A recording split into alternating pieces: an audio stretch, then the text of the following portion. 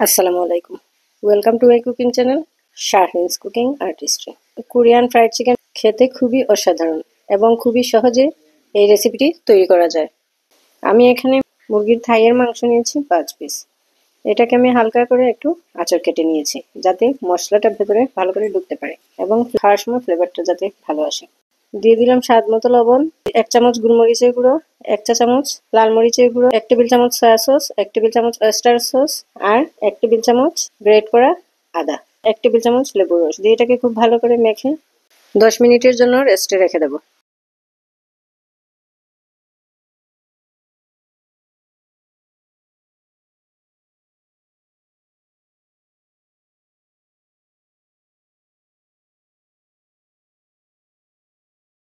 এখন দিয়ে দিলাম 1.5 টেবিল চামচ ময়দা দিয়ে হালকা করে এটাকে একটু কোট করে নিচ্ছি।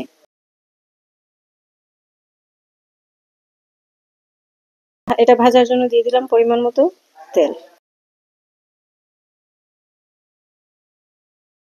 তেলের মধ্যে আমি 1.5 টেবিল চামচ ময়দা দিয়ে দিলাম। এই ময়দা দেওয়ার ফলে মাংসের উপরে হালকা একটা প্রলেপ পড়বে।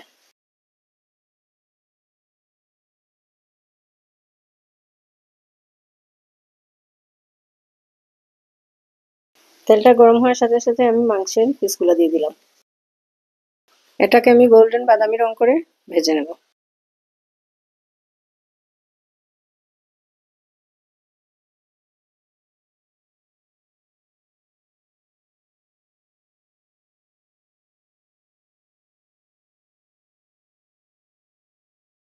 হয়ে গেছে, এখন আমি এটাকে নামিয়ে নিচ্ছি।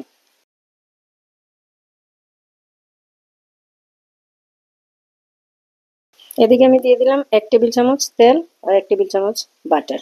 এখন গ্রেট করে দিয়ে দিচ্ছি 1 চা চামচ আদা ও 1 চা চামচ রসুন। এগুলোকে আমি গোল্ডেন বাদামি রং করে ভেজে নেব।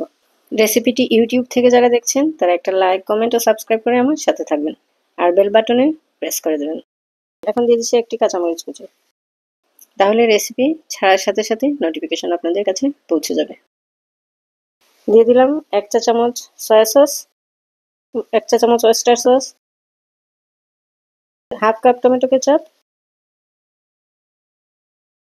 1 টেবিল চামচ লেবুর রস, মধু দিয়ে দিচ্ছি 1 টেবিল চামচ।